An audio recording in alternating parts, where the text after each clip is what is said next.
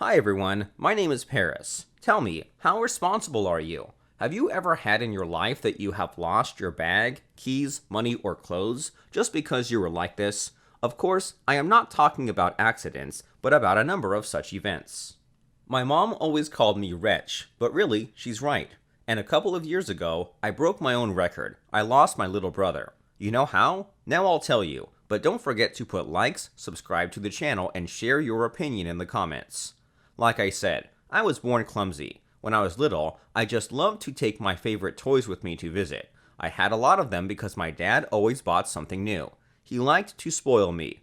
Maybe because I had a lot of things, I didn't grow up very responsible. In terms of, here is other children if take with the toys, especially favorite, unless leave there? No way, they'll come back and pick you up where they left you. My little brother John was like that, and I left everything behind. And each time I took it and always left it. My mother was already swearing at me, like stop doing this, stop taking it with you if you forget, and I couldn't help it. Then I got a little older and went to school. It would seem that I have already grown up, should get smart and stop losing personal things. But, as it turned out, this syndrome of sloppiness has not yet passed. Thus, I lost all my textbooks, pens, and notebooks. One day, my class and I went to a museum in the center of the city. On that day, the teacher, Mrs. Rum, for some reason trusted me to carry her purse. Maybe because I was the tallest and largest in the class. I was very worried, holding it in my hands. I tried not to get distracted, held her close because I knew myself. And so, when almost the entire tour was over, we went to the cafeteria for a snack. I was so tired that I couldn't wait to drink hot chocolate with a delicious eclair. I quickly took a cue among people, bought, ate. We all relaxed with classmates, shared emotions, and the teacher asked us a lot of questions that we could safely answer after going to the museum. After lunch, Miss Rum said that the school bus had already arrived for us and we should get off. As I was leaving, I quickly finished the last eclair and suddenly Miss Rum asks for her bags. Standing on the street near the bus, I realized with horror that I haven't felt it in my hands for a long time. I look at the teacher and don't know how to tell her. Miss Rum smiled at first, but then raised her voice a little and asked where her things were. I realized that I don't even remember when I left it. We both ran back to the museum, rummaged through the cafeteria, ran through the floors, and asked the administration, but no one saw anything. I have all my cards, money, and documents there, she said, crying at the bus. I felt ashamed, and at the same time, I was terribly angry with myself. I was entrusted with important things, and I still failed. To be honest, I don't even know how it works. At some point, my brain just turns off. I start doing the usual things on the machine and do not think that I have something in my hands. I just forget about it, and that's it. In general, that story did not end well. The teacher filed a police report. Still, I found a man who allegedly took a bag that no one needed in the museum and took it home.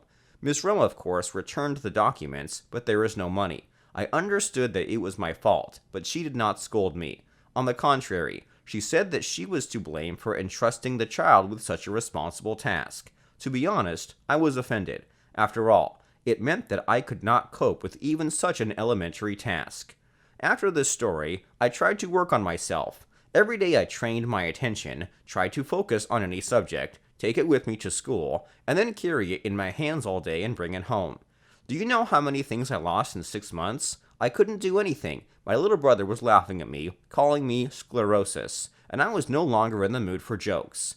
And only after another 3 months, I finally brought home the pen that I took from the table in the morning. I brought it home in the evening. I didn't even leave it anywhere. I didn't lose it. It was a holiday. I was happy.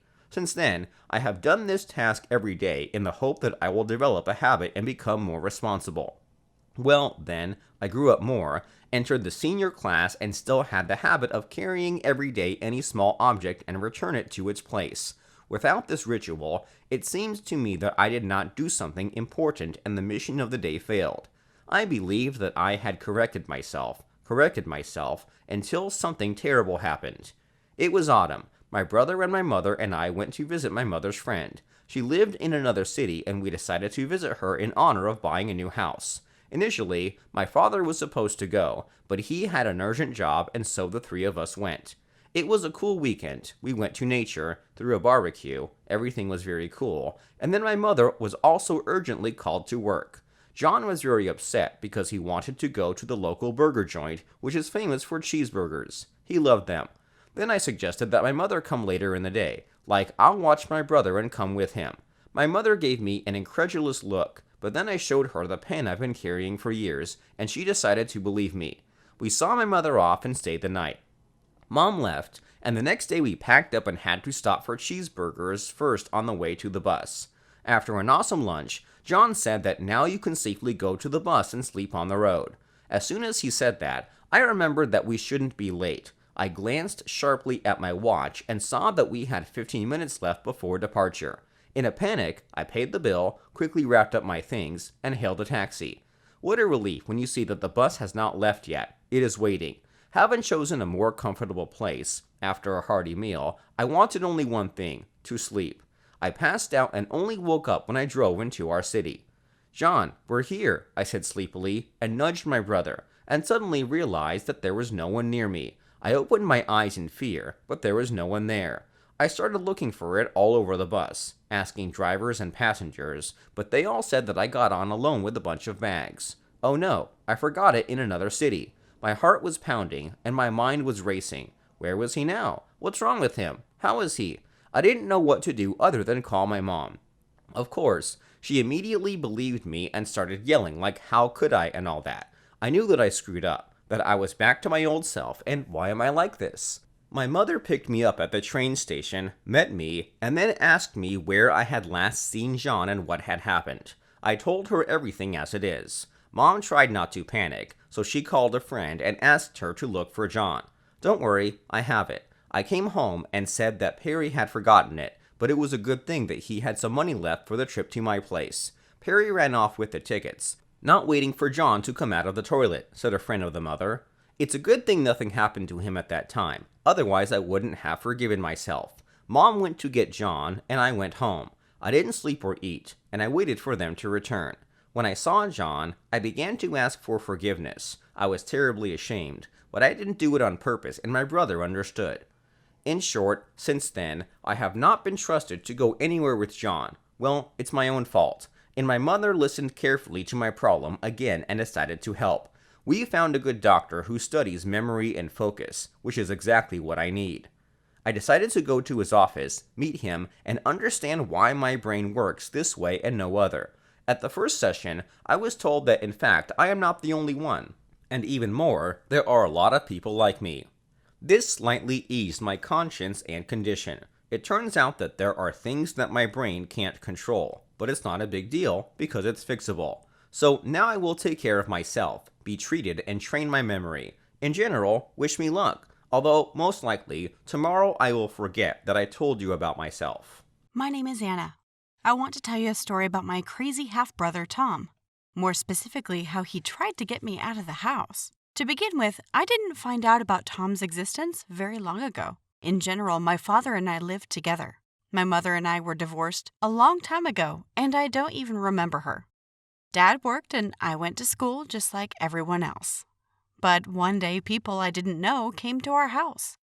I didn't understand what it was at first. A woman with a teenage boy asked me to call my father. I immediately noticed that something was wrong with the kid. He kept looking at me from under his brows. You'd think he hated me, but why would he? We don't even know each other, I thought, and I was wrong. It turned out that this was my half-brother. This woman next to him, his mother. We share a father. Naturally, we were both taken aback by this news. At first, Dad didn't want to admit this fact. He even pretended that they had the wrong address. But the woman was persistent. It was simple. Dad had an affair a long time ago with a certain person, and that woman, when she got pregnant, didn't tell her father about it because he was missing. My father doubted if this was his son, but then he looked at the boy and the questions were settled. He was an exact copy of my late grandfather. Apart from the similarities in appearance with the same hateful look, a little withdrawn, unsociable, taciturn. These two did not think long and stayed temporarily to live with us. Oh, I didn't say. That woman demanded a large sum of money from father for the maintenance of her son. Otherwise, she promised to hire a lawyer and resolve the issue according to the law. Well, while Dad was looking for money, they decided to stay with us. It was the longest 3 weeks of my life. Not only did Miss Holt, Tom's mother, make a mess of the house, but her son continued to stare at me like a killer.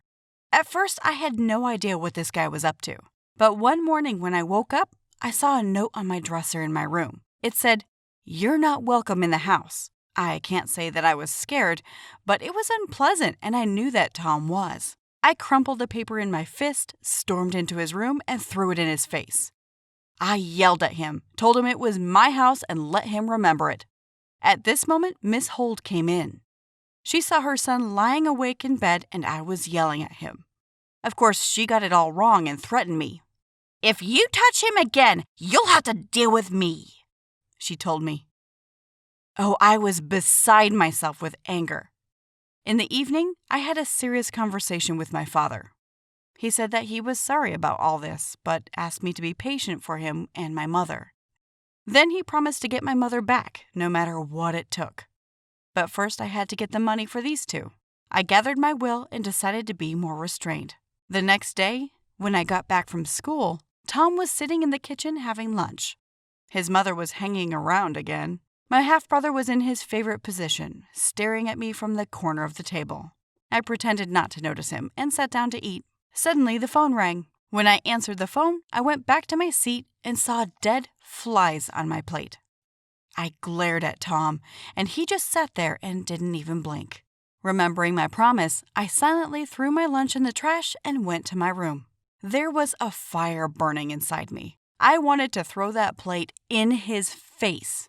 And so it was every day. Tom was always coming up with something. He would throw my neighbor's dog's feces under the bathroom door, turn off the light in the toilet, and once even cut up my favorite sweatshirt. I held on, but with the last of my strength. I wasn't ready to give up and give him my seat. This was my home and my family, and I was determined to stand up to the end. About 2 weeks later, the little bastard had outperformed all his crazy antics. I once passed by his room. He was just not at home. And there I found a photo from my photo album. Everywhere on my face, eyes are cut out. My mouth, my face is baked with a pen. It was a nightmare. I went to deal with Miss Holt, but she wasn't there either. I know it's not good to go through other people's things, but in her purse, I found medical reports that Tom is suffering from a mental disorder. He's paranoid. That's why he's so unsociable and tried to hurt me in every way. He's just not healthy, I thought. I told my father, and he spoke to Miss Holt. It turns out that she was looking for money for her son's treatment. He is always afraid that he will be left alone, and therefore behaves like this. I know he's made trouble for Anna, but that's only because he thinks she's superior to him in everything. He's afraid I'll leave him and take her with me. It's my fault that he's like this. Miss Holt said to her father and began to cry. I overheard the conversation and felt sorry for him. My father said that if possible, he would help as much as he could. "After all, this is my son too, even though you hid this fact," he said. Dad was very worried about the upcoming conversation with me. He knew how hard the house had been for me lately. He asked me several times to forgive him for what happened, for the fact that I had to pay for his irresponsibility in my youth. Yes, I don't dispute it. I didn't like that everything in our house had changed and that we now had strangers living with us. But when I found out that Tom needed serious treatment, I felt sorry for him. At the same time, I saw how kind my father was. In general, the four of us have been living together ever since. Dad was actively involved in Tony's treatment. We didn't get along very well, but at least he stopped looking at me like a killer. And Miss Holt wasn't such a bitch.